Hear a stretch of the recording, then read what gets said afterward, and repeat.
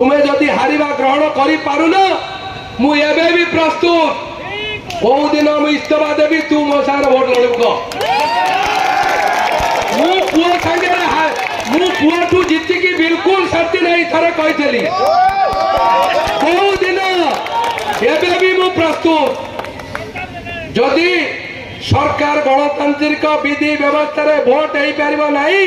गोटे छाया भोट लड़ाई हम जो दिन जो जगार जिते बेले